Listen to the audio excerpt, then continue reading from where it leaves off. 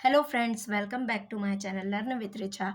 आज हम कक्षा 10वीं मैथ्स निदानात्मक कक्षाओं हेतु मॉड्यूल के अध्याय चार द्विघात समीकरण में हम सबसे पहले यह चेक करेंगे कि द्विघात समीकरण है या नहीं। इस टाइप के प्रश्नों को हल करेंगे, ठीक है ना। तो आइए देखते हैं। जांच कीजिए कि समीकरण x Q minus four x square minus x plus one बराबर एक्स माइनस टू का होल क्यूब द्विघात समीकरण है या नहीं। समीकरण क्या दिया हुआ है? X Q minus four x square minus x plus one बराबर एक्स माइनस टू का होल क्यूब। ठीक, तो सबसे पहले हमें इसे सरल करना पड़ेगा, ये आपको आना चाहिए।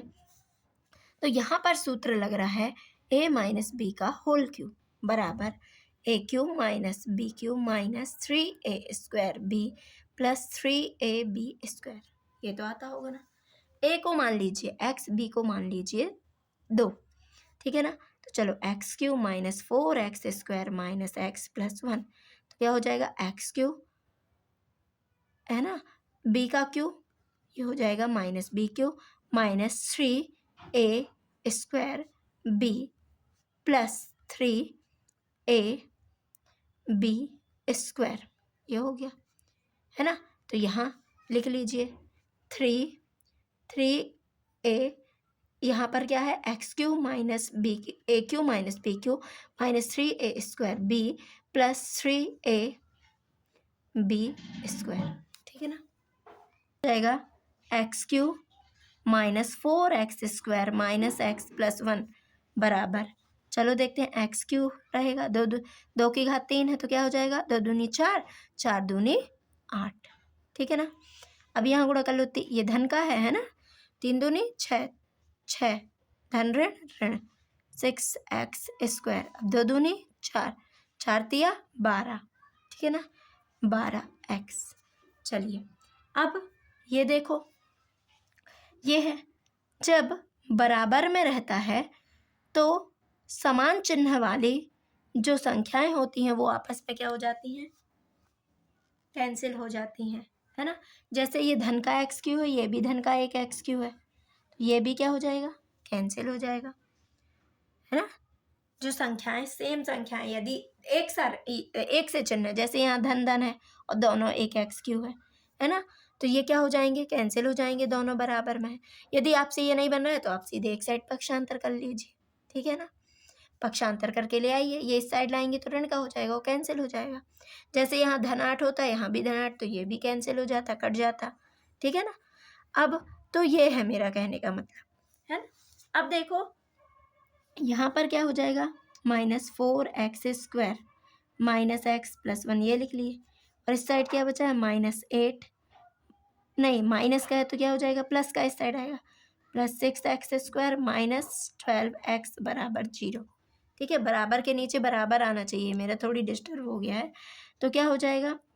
अब हमें ये पता है कि सबसे पहले अधिक घात वाली को, फिर उससे कम घात वाली को, फिर उससे कम, फिर अचर पद। तो देखिए सबसे पहले जमाते हैं minus four x square plus 6x square, अब एक्स वाले को ढूंढ लो, minus x minus 12x plus one plus 8 बराबर 0, 6 में से 4 गए, 2x स्क्वायर, बड़ी संख्या धन की है तो धन, ऋण x ऋण 12x कितना हो जाएगा? 13x धन 9 बराबर 0।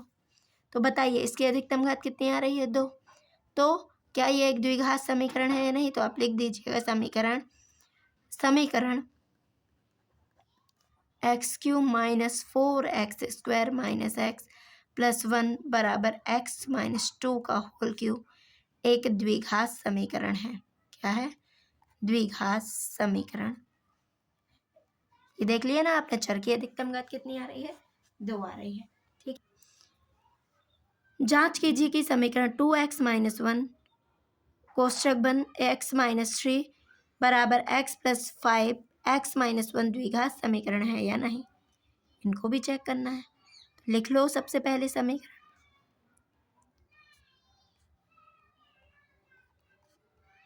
ठीक, ये लिख लिए। अब इनका गुणा कर दो, ठीक है ना। 2x का इस पूरे x माइनस 3 में गुणा कर दो, और माइनस वन का इस पूरे x माइनस 3 में गुणा कर दो, चलिए करते हैं, 2x का किस में कर देते हैं, इस x-3 में। सरल तो करना पड़ेगा ना, बिना किए कैसे पता चल जाए। ऋण 1 किस में, फिर x-3 में। यहाँ भी x का इस x-1 में, और +5 है, इसका भी x-1 में। ठीक, 2x का x में गुणा होगा, 2x², 2 तिया ऋण चिन्ह हो जाएगा, धन ऋण ऋण, 2 तिया 6x, ऋण x, ऋण ऋण धन, बराबर x² minus x plus 5x, 5 एकम 5, धन ऋण ऋण। ठीक है ना, चिन्हों का विशेष ध्यान रखिए, नहीं तो गुणा करने में गलती कर दें आप लोग। ठीक है ना, अब देखो पहले तो अपन छोटा कर लें, 6 और 1 7, ऋण 7x, धन 3 बराबर x² धन 4x ऋण 5। ठीक है ना, अब ये देखो, अब इसको इस साइड ले आओ, 2x² माइनस 7x प्लस 3, ये प्लस का है तो माइनस का हो जाएगा, ये भी प्लस का है तो माइनस का, ये ऋण का है तो धन का, बराबर 0। अब इनको एक सी घात वालों को एक घात के पास ले आइए, है ना, एक सी घात वालों के पास, तो ये हो गया। अब x वाले को x के पास, है ना, +3 + 5 बराबर 0।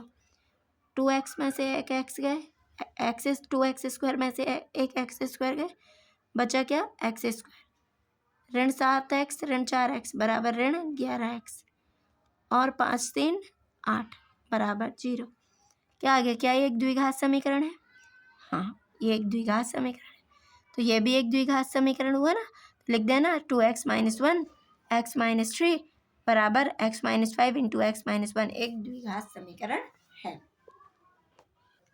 अगला प्रश्न है, द्विघात समीकरण 2x² - 3x + 5 बराबर 0 के मूलों की प्रकृति ज्ञात कीजिए। ठीक है ना, अब हमें क्या करना है, मूलों की प्रकृति ज्ञात करना है, तो इसके लिए हम लिखेंगे सबसे पहले दिया गया द्विघात समीकरण,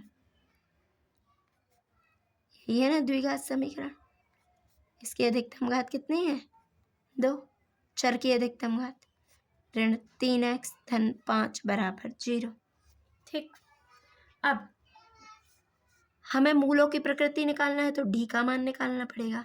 तो डी का मान निकालने के लिए सबसे पहले हमें उपरोक्त द्विघात समीकरण की किससे तुलना करनी पड़ेगी, ax² + bx + c बराबर 0 से। तो लिखना समीकरण 1 की ax² + bx + c बराबर 0 से तुलना करने पर, चलो तुलना करो, x² की जगह x² है ना, तो a का गुणांक a बराबर क्या हो जाएगा, 2, x² का गुणांक 2 होगा ना। b बराबर क्या हो जाएगा, -3, c बराबर क्या हो जाएगा, 5। अब मूलों की प्रकृति कैसे निकालेंगे, d बराबर b² - 4ac, b का मान बताओ, ऋण 3 का वर्ग, है ना, -4, a का मान 2, c का मान 5, 3 तिरका 9, 4 दूनी 8 पंचे 40, कितना आएगा, 31। बड़ी संख्या ऋण की है, तो ये क्या बताओ, 0 से छोटा है या बड़ा है ना, तो ये क्या है, 0 से छोटा है या बड़ा है, 0 से छोटा है ना, ऋणात्मक संख्या है, 0 से छोटी होती हैं, तो क्या हो जाएगा, d is less than 0, d का मान क्या है, 0 से छोटा है, चूँकि d इज लेस देन 0, इसलिए 2x² - 3x + 5 बराबर 0 के मूलों की प्रकृति कैसी होगी, आप बताइए, कई बार कर चुके हैं, प्रकृति काल्पनिक होगी, कैसी होगी, काल्पनिक। ओके, यदि आपको इस टाइप का प्रश्न आता है तो आप डी निकालना जरूर सीख लीजिए, है ना, और हमने डी के लिए कंडीशन भी बता दी है, जब डी का मान 0 से बड़ा होगा तो वास्तविक होंगे, डी का मान 0 से छोटा होगा तो काल्पनिक होंगे, और डी का मान जब 0 के बराबर होगा तो वास्तविक तो होंगे, लेकिन जो मूल हैं हमारे वो समान होंगे, एक से मिलेंगे, है ना। अब अगला प्रश्न है, गुणनखंड विधि से समीकरण 2x² माइनस 5x प्लस 3 बराबर 0 को हल कीजिए। ठीक है ना, किस विधि से? गुणनखंड विधि से। तो समीकरण क्या दिया हुआ है? 2x² minus 5x plus 3 equal to 0। तो मैंने आपको ये सिखाया था कि गुणनखंड विधि में क्या करते हैं, x² का गुणांक क्या है? 2। पहली बात तो ये समीकरण देख लो इस रूप में जमा है या नहीं जमा है, ठीक है ना। उसके बाद ax² plus bx plus c के रूप में होना ही चाहिए, यदि नहीं है तो इसको जमा लो, ठीक है ना। उसके बाद x² का गुणांक क्या है? 2, अचर पद क्या है? 3, इन दोनों का गुणा करो, कितना आएगा? 3 दूनी 6, और बीच में क्या लिखा है? 5। x का गुणांक क्या है? 5। तो मतलब गुणा करने में कितना आना चाहिए? 6। कितना आना चाहिए? 6, 2 तिया 6, इनका गुणा किया, और जोड़ने या घटाने में कितना आना चाहिए? 5। तो बताओ ऐसी संख्या क्या है कि गुणा करने में 6 आए और जोड़ने घटाने में 5 आए? तो 3 दूनी 6 और 3 2 5। तो देखिए 2x², अपन इसको ऐसे ही लिख देते हैं, है ना। ये ऋण लगा है, लगा रहने दो, उसकी टेंशन नहीं लेना, x², है ना। तो क्या हो जाएगा? 3 धन 2, ऐसे ही होता है ना, 3 2 5, 3 दूनी 6, 3 2 5, ऐसा लिख सकते हैं इसको, x धन 3 बराबर 0। ये हो गया। अब तोड़ो, 2x² वहाँ से माइनस का गुणा होगा, यहाँ से x का, तो minus 3x minus 2x plus 3 equal to 0। ठीक, अब इन दोनों में क्या कॉमन है?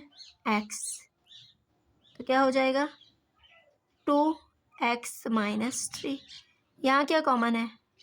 माइनस ही कॉमन है, और 1 माइनस 1, है ना। तो यहाँ क्या आ जाएगा? 2x। जब माइनस बाहर कॉमन ले लिया है हमने, है ना, तो जब अंदर अंदर के चिन्ह क्या हो जाएंगे? बदल जाएंगे। तो यहाँ धन है तो क्या हो जाएगा? ऋण। 2x माइनस 3 दोनों में कॉमन हो गया, तो बचा क्या? x minus 1। यह हो गया। ठीक, अब हमने इसको हल कर लिया है। यदि आपको इसी में मूल ज्ञात करने को कहे तो आप क्या कर लीजिए, एक बार 2x माइनस 3 को 0 के बराबर कर लो, ठीक है ना। तो ये ऋण का है तो इस साइड कहाँ जाएगा? धन का। अब ये गुणा में है तो कहाँ चला जाएगा? भाग में। ये आ जाएगा 3/2, है ना। अब यहाँ पर अब x माइनस 1 बचा है तो इसको भी 0 के बराबर कर लो, तो x बराबर क्या आ जाएगा? 1। ये हो जाएंगे इसके मूल हो जाएंगे, ठीक है ना। द्विघात समीकरण है तो मूल कितने होंगे? 2 होंगे अधिकतम। ठीक, तो ये हो गए x के मान। इस तरह से हल करेंगे, ठीक है। खंड विधि से समीकरण 6x² माइनस x माइनस 2 बराबर 0 को हल कीजिए। ये भी वैसे ही है। सबसे पहले अब आप बताइए क्या लिखोगे? दिया गया द्विघात समीकरण 6x² माइनस x माइनस 2 बराबर 0, ठीक है ना। अब यहाँ पर हमारा ax² plus bx plus c के रूप में है ना। अब हम x² के गुणांक और अचर का गुणा करेंगे। तो x² का गुणांक कितना है? 6, और अचर पद क्या है? 2। तो 6 दूनी 12, गुणा करने पर 12, और जोड़ने घटाने में कितना? x का गुणांक कितना है? 1, क्या कहलाएगा? 1। तो 6 दूनी 12, गुणा कर जोड़ने घटाने में 1, तो 4 तिया 12, है ना। जितनी भी संख्या है आप गुणा करके देखिए, कोई 2 संख्या मिलनी चाहिए अपन को शुरुआत से। तो 4 तिया 12, 4 में से 3 गए 1, ठीक। तो लिख लो 6x² माइनस लिख दो यहाँ, हमें इससे क्या करना? 4 ऋण 3 x ऋण 2 बराबर 0। अब इसको तोड़ो, 6x² minus 4x minus minus plus 3x minus 2 बराबर 0, ठीक है ना। चलिए ये हो गए। अब इन दोनों में क्या कॉमन है? 2, x कॉमन हो गया, 2 दूनी 4, 2 तिया 6, 2 कॉमन है दोनों जगह, x कॉमन है, 2x कॉमन ले लिए, 2 तिया 6x, 2 तिया 6 3, और 1 x बचा था तो 3x, है ना। अब 2 दूनी 4 ऋण 2 हो गया। अब यहाँ क्या कॉमन होगा, 1 कुछ नहीं है तो 1, 3x ऋण 2 बराबर 0। अब इन दोनों में क्या हो गया कॉमन, 3x ऋण 2 कॉमन, बचा क्या 2x प्लस 1 बराबर 0। अब 0 कर लो, या तो 3x माइनस 2 बराबर 0, 3x बराबर ऋण का है तो धन का हो जाएगा 2, x बराबर 2/3। हल करना है ना, तो x के मान ये आ गए। अब 2x प्लस 1 बराबर 0, 2x बराबर -1, तो x बराबर -1/2, ये हो गया x के मान। ठीक है ना, तो आपको इस तरह से बन जाएगा ना। हम कॉमन ले लेंगे, फिर देख लीजिए 2 कॉमन आया यहाँ, तो 2 कॉमन लिए, x कॉमन, तो बचा क्या, 2 या 6, 3x। ठीक है ना, 2 दूनी 4, यहाँ तो कुछ नहीं है तो 1 कॉमन, तो वैसे ही बचेगा वो सेम। तो इस तरह से इन प्रश्नों को हल करते हैं। यदि आपको समझ में आया है तो आप मेरे चैनल को ज़्यादा से ज़्यादा लाइक, शेयर एंड सब्सक्राइब कीजिए। Thank you for watching.